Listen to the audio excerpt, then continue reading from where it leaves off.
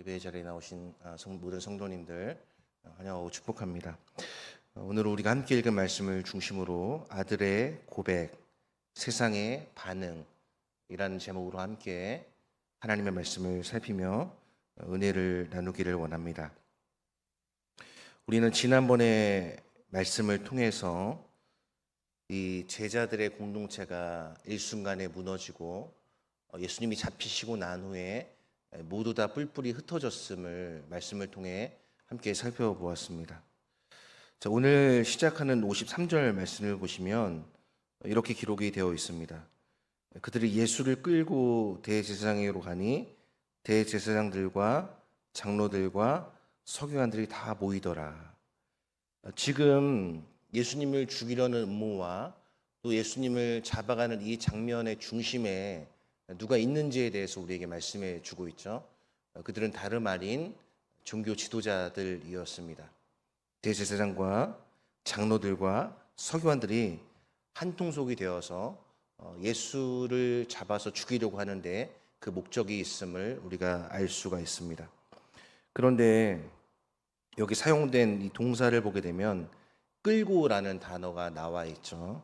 예수님이 굉장히 어떤 대우를 받지 못하고 이렇게 끌려가고 있는 모습을 지금 마가는 기록을 하고 있습니다. 이때 베드로가 등장을 합니다. 지난주에 말씀을 보시면은 50절에 보시면 제자들이 다 예수를 버리고 도망하니라 라고 나오는데 분명히 베드로도 도망했을 텐데 여기 왜 갑작스럽게 베드로가 등장을 할까? 그런 질문을 우리가 해볼 수 있습니다. 아마 이 마가가 사용했던 어떤 기법 중에 좀 더 강조를 하고 효과를 주기 위해서 제자들이 다 버리고 도망갔다라는 표현을 쓴 것임을 우리가 감안한다면 아마 베드로는 도망갔었지만 그러나 예수님이 어떻게 되는지를 좀 보기 위해서 완전히 도망한 것이 아니라 그 근처에 있었던 것이 아닌가 추측을 해볼 수 있습니다. 어찌됐든 베드로는 끝까지 이렇게 주님이 어떻게 되시는지를 보고 싶었던 것 같습니다. 그래서 오늘 54절에 보시면 베드로의 행동을 무엇이라고 하고 있냐면 베드로가 예수를 멀찍이 따라라고 기록을 하고 있어요. 멀찍이 따라라는 말은 무엇이냐면은 굉장히 예수님과 밀착되어 있는 것이 아니라 이렇게 떨어져 있는 것을 말하는 것이죠. 그러니까 예수님께서 제자들을 세우신 이유를 마가복음 3장 14절에서는 무엇이라고 말하고 있냐면 자기와 함께 있게 하사 귀신도 내어 쫓고 하나님 나라 일을 함께 하시려고 제자를 세우셨습니다.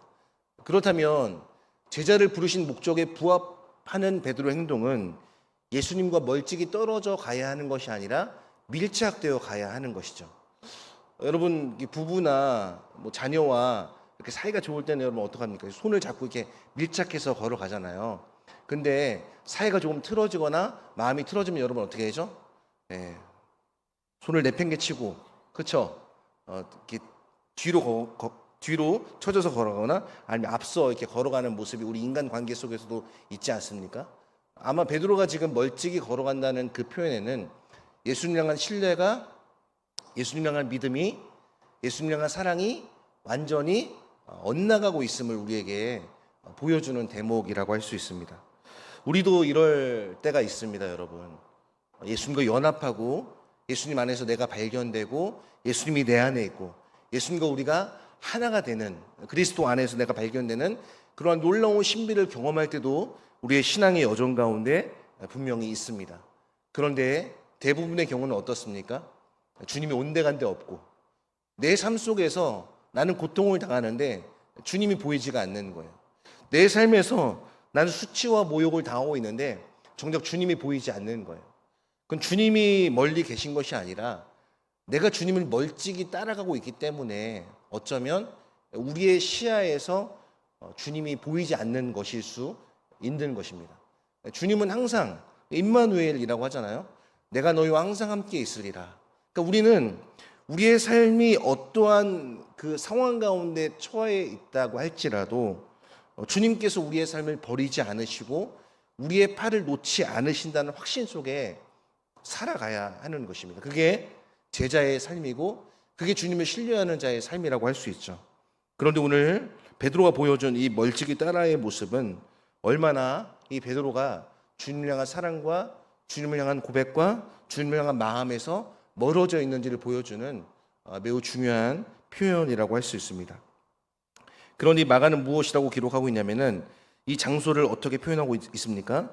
대제사장의 집들 안까지라고 기록을 하고 있습니다. 그러니까 예수님을 지금 끌고 간 장소가 나오는데 거기가 바로 대제사장이었던 이 가야바라는 이 사람의 집이 아니었나 우리가 추측을 해볼 수 있습니다. 자, 그래서 어떻게 행동을 합니까?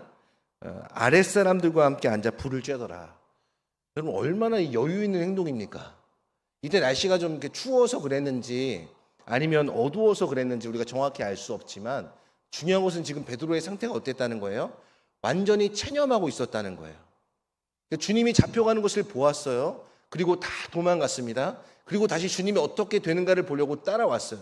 그리고 멀찍이 따라왔어요. 그리고 이른 장소가 어디냐면은 바로 대제사장 집들 아니에요. 근데 거기서 아랫사람들과 함께 불을 쬐고 있어요. 자기는 상관없다 이거죠. 나는 그냥 관망하겠다 이겁니다. 그런데 여기서 좀 우리들이 주목해야 될 표현이 있는데 그것이 뭐냐면 불을 쬐더라라고 말을 할 때 그 단어입니다. 불. 여기서 말하는 불은 그냥 단순히 우리가 말하는 뭐 어떤 그런 불, 모닥불 그런 불이 아니라 빛입니다. 빛.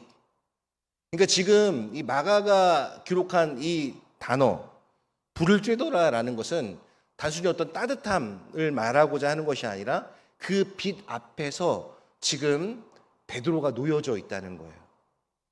그러니까 베드로의 수치심, 베드로의 믿음 없음, 베드로의 체념이 지금 어디에서 드러나고 있는 거냐면 불을 쬐고 있는 그 현장 가운데서 그의 수치심과 그의 믿음 없음과 그의 고백이 잘못되었다는 것을 지금 여실히 이 쬐고 있는 불이 그 베드로의 내면을 지금 비추어 주고 있는 모습을 강조를 하고 있는 것입니다. 55절부터 6절, 57절, 그 다음에 60절을 보시면 공통적으로 등장하는 단어가 있는데 그게 무엇이냐면 칠 또는 쳐서라는 단어입니다.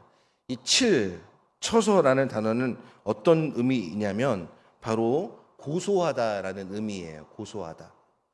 그러니까 여러분 우리가 현대 사회에도 뭐 이렇게 고소하는 경우가 이렇게 빈번하게 있잖아요. 우리 주변에도 보게 되면은 고소하고 고소를 당하고 뭐 고소를 취하기도 하고 이런 일들이 빈번하게 있는데 여러분 고소를 하려면 여러분 어떻게 해야 됩니까? 명백한 증거가 있어야 고소를 할 수 있는 것입니다. 근데 오늘 성경에서 무엇이라고 이야기하냐면은 거짓 증언이라는 표현이 나옵니다. 그리고 56절에 보시면은 그 증언이 서로 일치하지 못함이라. 또 55절에도 그를 칠 증거를 찾되 얻지 못하니. 그렇다면 왜 지금 그를 고소할 증거를 찾지 못하고 있는 것일까를 생각해 보아야 합니다. 그 이유는 예수님을 모함하고 예수님을 죽이려는 증거가 부족하기 때문이죠. 그리고 또 무엇이라고 말을 하고 있냐면은 서로 말이 맞지 않아요. 59절을 보십시오. 그 증언도 서로 일치하지 않더라. 그 증언이 58절에 나와 있는데 자, 제가 58절을 읽겠습니다. 우리가 그의 말을 들으니 손으로 지은 이 성전을 내가 헐고 손으로 짓지 아니한 다른 성전을 사흘 동안에 지으리라 하더라 하되. 여러분 이 말씀을 예수님께서 마가복음에서 하신 적이 있을까요? 없을까요? 여러분 한번 그동안 쭉 들은 수요일의 말씀을 한번 생각해 보세요. 있을까요? 없을까요? 이와 비슷한 말씀을 하신 적은 있습니다. 그런데 이것과 똑같이 말씀하신 적은 마가복음에서 찾아볼 수가 없습니다. 그러니까 거짓 증언이라는 것을 알 수 있죠. 그런데 이 거짓 증언을 이들은 강조하기 위해서 뭐라고 말을 하냐면은 58절을 보시면 우리가 그의 말을 들으니 라는 것을 강조하면서 바로 이 예수께서 직접 이 말씀을 하신 것을 우리가 들었다라고 말을 하면서 예수의 거짓 증언을 더 이렇게 막 드러내고 있는 그러한 과장하고 있는 모습을 볼 수 있습니다.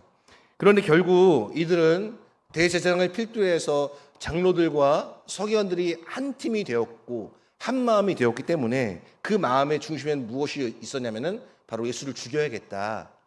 예수를 십자가에 못 박아야겠다. 이 마음이 그들의 마음 중심 가운데 있었던 그들의 사상이었던 것이죠.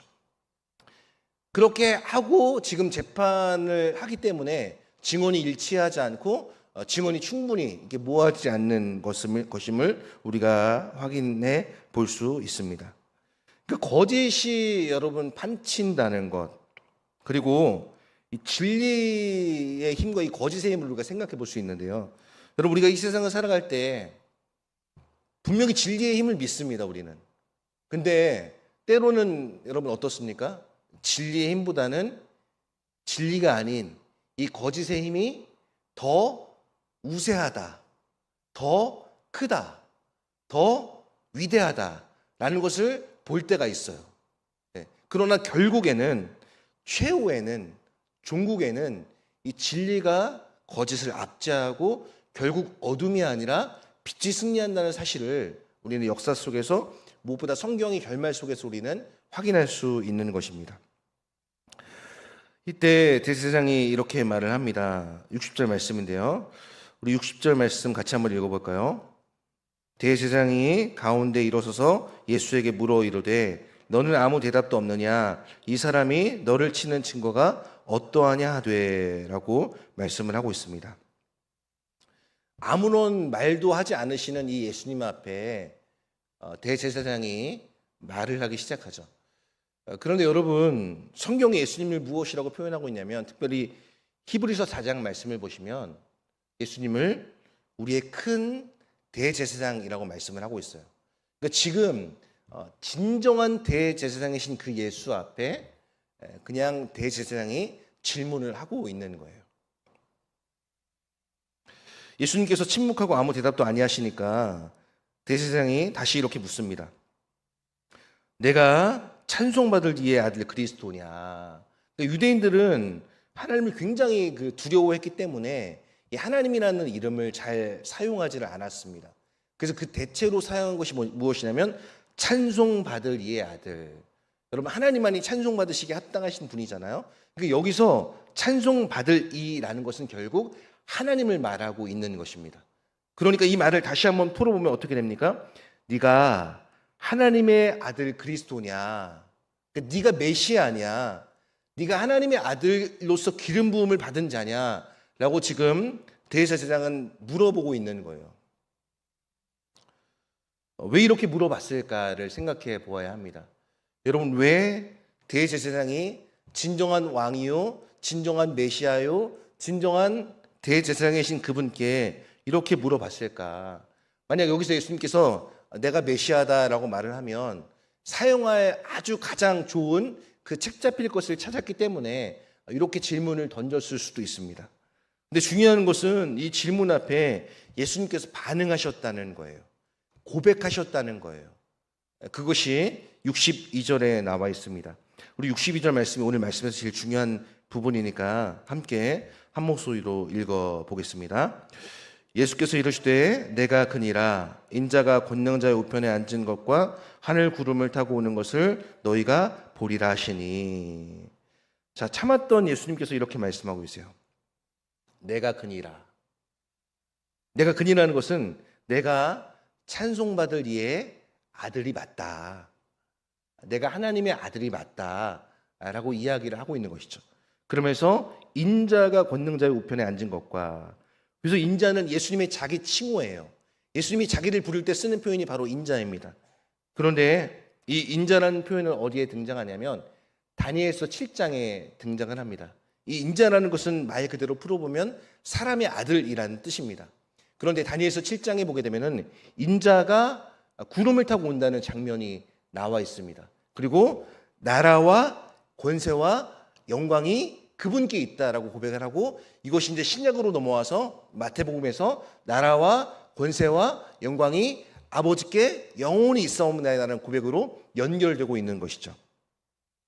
예수님께서 맞다, 내가 하나님의 아들 그리스도가 맞다, 내가 메시아가 맞다. 그런데 나는 권능자의 우편에 앉은 것과, 그 예수님은 자기 인식이 명확했습니다. 내가 누구인지를 알았던 거예요. 내가 하나님의 아들인 것과 내가 하나님의 계시자와 새로운 이스라엘을 출애굽시키실 그러한 메시아로서 오셨다는 사실을 너무나 명확하게 알고 계셨습니다. 그리고 그분은 항상 하나님의 이름을 높였고 하나님을 드러내는 삶을 사셨습니다. 오늘 본문에서도 인자가 권능자, 여기서 권능자도 마찬가지입니다. 하나님의 우편에 앉은 것과, 여러분 우편이라는 것은 어떤 것을 의미하고 있습니까?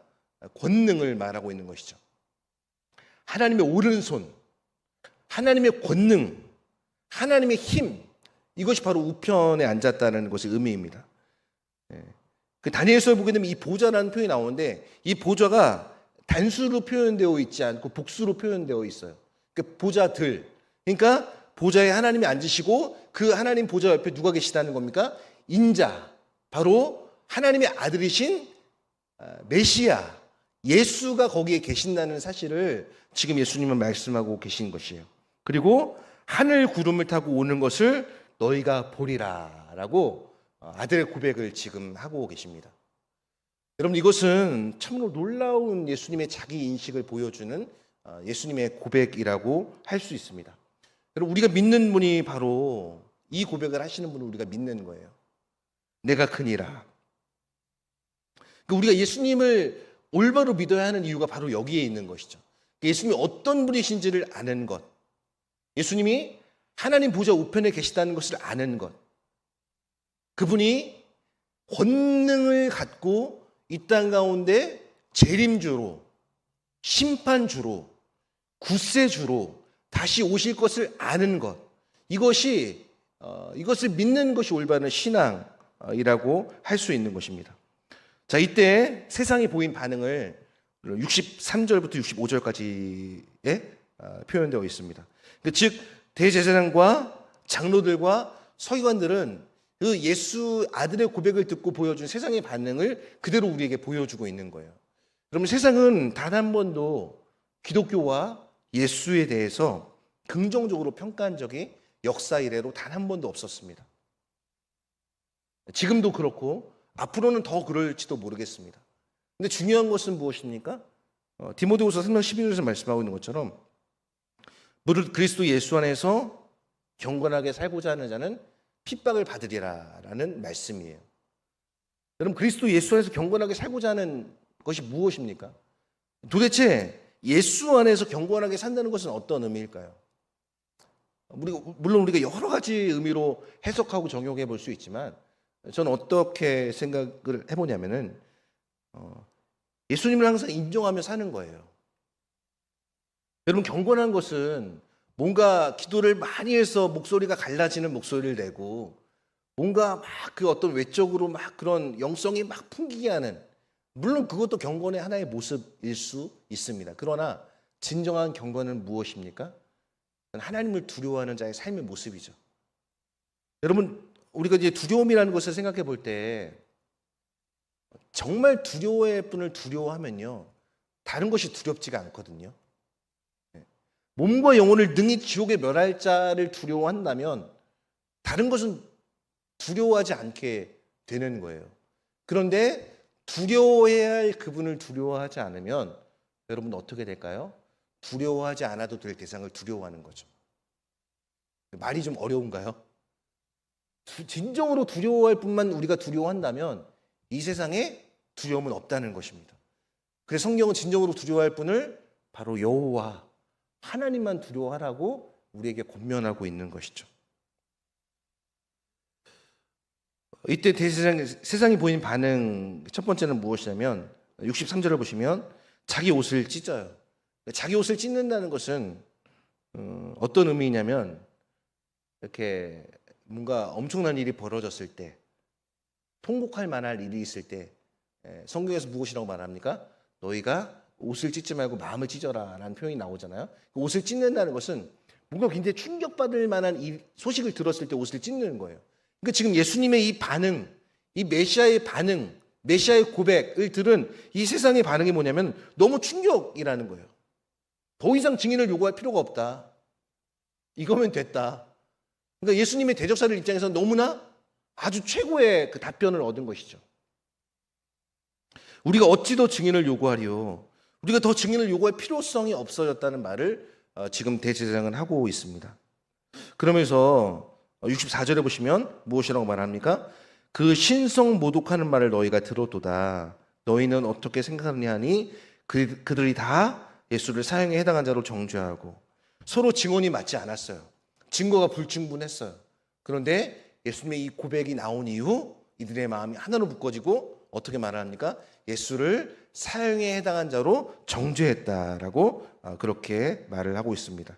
그리고 65절을 보시면 거의 절정에 이르게 되는데요. 어떤 사람은 그에게 침을 뱉으며 그의 얼굴을 가리고 주먹으로 치며 이르되 선지자 노릇을 하라고 하인들은 손바닥으로 치더라. 여러분, 침을 뱉는다. 이건 무시 그리고 수치를 유발하는 행동이라고 할 수 있습니다.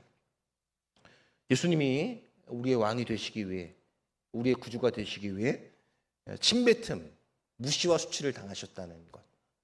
여러분, 오늘날 우리 사회에서 무시와 수치를 당하는 일들이 많이 있을 수 있잖아요. 그리고 무시와 수치를 당하면 자존감이 강한 사람들은 그걸 견디기 굉장히 어려워합니다. 예수님의 정체성을 생각해 보세요. 예수님이 왕이시잖아요. 예수님 하늘의 보좌에서 내려오신 거잖아요. 스스로 그걸 포기하신 분이잖아요. 마가복음 10장 45절의 말씀처럼 인자가 온 것은 섬김을 받으려 함이 아니라 도리어 섬기려 하고 자기 목숨을 많은 사람의 대속물로 주려 함이니라 라는 그 그리스도인의 권리 포기를 예수님이 먼저 보여주신 거잖아요. 그 무시와 수치를 당하신 것이죠. 그리고 그의 얼굴을 가리고 주먹으로 치며 이르되 선지자 노릇하라. 누가 네 얼굴을 때렸는지 알아맞혀 보라는 거예요. 장난하는 것도 아니고, 옛날에 우리 어렸을 때 이제 그런 노래 했잖아요. 목 이렇게 뒤로 하고 손가락 찍어갖고 자 어느 손가락 찍었게 알아맞혀 보기, 그런 노래 하는 거잖아요. 그러니까 예수님 얼굴을 가려놓고 주먹으로 치고서 누가 쳤게 지금 놀리고 있는 거예요. 얼마나 조롱하고 있는 것입니까? 메시아의 신, 왕이신, 인류의 통치자신 그분을 지금 얼마나 조롱하고 있는 모습을 지금 보여주고 있는 것이죠. 그리고 또 무엇이라고 말을 합니까? 하인들은 손바닥으로 치더라. 그를 막 때리는 거죠. 뺨을 때리고 얼굴을 때리고 그런 수치를 당했다라고 지금 말씀해 주고 있습니다. 사랑하는 성도 여러분, 여러분들 오늘 말씀을 듣고 어떻게 이 말씀을 적용해야 할까를 한번 질문해 보시기를 바랍니다. 말세에는 배교의 시대가 온다고 성경은 말씀하고 있습니다. 지금 우리가 살고 있는 세상이 여러분 무슨 세상이냐면 말세예요. 말세. 예전에 저희 할머니께서 그런 말씀을 하셨는데 막 세상에서 일어난 여러 가지 상황들을 보시면서 말세다, 말세야 이런 말씀을 많이 하셨었거든요. 근데 지금 저희 할머니가 돌아가신 지 20년이 훌쩍 지났어요. 네. 그러니까 지금은 여러분 어떻겠습니까? 말세의 끝입니다. 말세 지말이라고 하죠. 말세의 끝. 예수님이 오신 이후로 이미 종말은 시작이 된 거예요. 그리고 마침내 오늘 말씀처럼 62절의 말씀처럼 권능자의 우편에 앉은 것과 하늘 구름을 타고 오는 것, 그때가 바로 최후 심판의 날이 되는 것입니다. 사랑하는 성도 여러분, 여러분들은 어떻게 그리스도인으로서 살아가고 계십니까? 여러분, 진리를 믿는 자에게는 담대함이 있어야 됩니다. 예수를 믿어야만 구원을 받는다. 그 예수 그리스도가 우리의 주인이시다. 우리의 왕이시다. 우리는 지금 왕정 시대를 살고 있지 않기 때문에 이 왕이라는 느낌이 사실 잘 와닿지가 않을 때가 많습니다. 그래서 우리는 그리스도의 주되심을 생각해 보아야 됩니다. 주인. 여러분, 토기장이의 이야기를 한번 생각해 보세요. 토기장이가 그릇을 빚었어요. 그런데 그릇이 자기 마음에 들게 나오지 않았습니다. 그럼 토기장에게는 어떤 권리가 있냐면은 이것을 깨트려 버릴 권리가 있어요. 그거 갖다가 누가 이 진흙이 토기장이한테 왜 날 던져? 라고 이야기할 권리가 있겠습니까? 주님은 토기장이시고 우리는 그분이 빚는 그릇이라고 성경이 우리에게 말씀하고 있습니다. 그런데 그릇인 우리를 위해 토기장이신 주님께서 오늘 말씀처럼 온갖 치욕과 모욕과 수치와 조롱을 당하셨습니다. 이 예수를 우리의 왕으로 받아들인 사람에게는 담대함이 생기는 것입니다. 담대함. 그럼 담대함은 세상을 이기게 하는 원동력이 됩니다. 담대함. 여러분 진짜 그 담대한 사람은요, 맷집이 있어요. 맷집. 나는 싸움을 못해요. 제가 싸움 못하게 생겼죠. 제가 예전에 학창 시절에 깡패를 만난 적이 있어요. 깡패를 만난 이유는 왜 쳐다본 이유 하나 때문에, 그때는 살벌한 시대였죠, 여러분. 여러분 뭐 그보다 더 살벌한 시대를 살아오셨지만 90년대 그때도 이게 하여튼 좀 질 안 좋은 청소년들이 그때도 있었어요. 축구를 하고 이제 집에 돌아오는데 우리 그냥 이렇게 뒤 돌아볼 수 있잖아요, 여러분. 인기척 느껴지면 뒤를 돌아봤어요. 근데 뭘 쳐다보냐는 거예요, 욕을 하면서. 그래서 아니에요 하고 이제 가는데 너 일로 와봐 그러는 거예요. 너 일로 와봐. 제가 중2인가 중3인가 그랬을 거예요. 얼마나 여린 마음입니까? 배도 나오지 않았고. 그래서 이제 따라갔는데 그때는 지금처럼 고층 아파트가 없었습니다. 주공 아파트 5층짜리. 그때는 옥상을 또 잠그지 않았어요. 그래서 거기 따라오라는 거예요, 저를. 그래서 제가 어떻게 했을까요? 도와주세요, 살려주세요, 구해주세요 이런 말 한마디도 못하고 그냥 따라갔어요. 그 위압감에 눌려갖고. 그래서 옥상에 올라가갖고 속옷만 입은 채로 맞았습니다. 진짜입니다. 그래갖고 다음날 막 학교 갔는데 막 여기 막 붓고 막 이랬던 기억이 나요. 근데 이제 그 뒤로 이렇게 마주치지 않았었는데요. 이제 왜 옷을 그렇게 속옷만 입고 있었냐면은 돈 있는 거 다 내놓으라는 거예요, 돈. 근데 뭐 축구하러 갔는데 돈을 왜 들고 갑니까? 그래서 이제 돈 없다고 하니까 100원짜리 하나 나올 때마다 한 대씩 맞는다는 거예요. 돈이 안 나오니까 열받았나 봐요. 그래서 엄청 이제 저를 때리더라고요. 뭐 죽지 않을 만큼 맞은 건 아닙니다, 여러분. 그게 그렇게 엄청나게 맞은 건 아닙니다. 제 기억, 살아있는 거 보니까. 근데 좀 이렇게 많이 맞았던 것 같아요. 근데도 저는 뭐라고 하죠? 오기라는 게 있었어요, 오기. 오기. 에스더가 보여주던 죽으면 죽으리라. 뭐 그런 믿음까지는 아니었지만 오기가 있었던 것 같아요. 그래서 이제 이제 깡패를 만나갖고 이제 그렇게 맞았던 적이 있거든요. 여러분 진짜 무서운 사람은요, 포기를 모르는 사람이에요. 저와 여러분들이 이 진리를 끝까지 붙잡는 그런 진리에 대한 집념이 강한 사람이 되었으면 좋겠습니다. 그 야구를 제가 좋아하는데 야구 선수들 중에 진짜 짜증나는 사람도 있어요. 어떤 사람들이냐면은 투수는 공을 던지거든요. 투수가 공을 왜 던집니까? 타자가 헛스윙하기를 유도하면서 또는 그냥 짧게 병살타를 치거나 이런 걸 유도하기 위해서 공을 던지는 거잖아요. 그런데 이 투수가 던지는 공을 막 한 투수가 원아웃도 못 잡고 이 타자 한 명한테 던지는 공을 20개, 30개 만드는 타자가 있어요. 굉장히 근성 있는 타자죠. 어떻게 하냐면은 자꾸 끊어치는 거예요. 투수의 어깨를 완전히 망가뜨려 갖고 걸어 나가겠다. 볼넷으로 또는 안타로 또는 내가 뭐 어떤 상대의 실책으로 걸어 나가겠다. 이렇게 집념 있는 그 타자가 진짜 위대한 타자예요. 저는 그런 타자가 홈런 타자보다 더 위대하다고 생각해요. 우리가 진리에 대한 태도가 그래야 되지 않을까.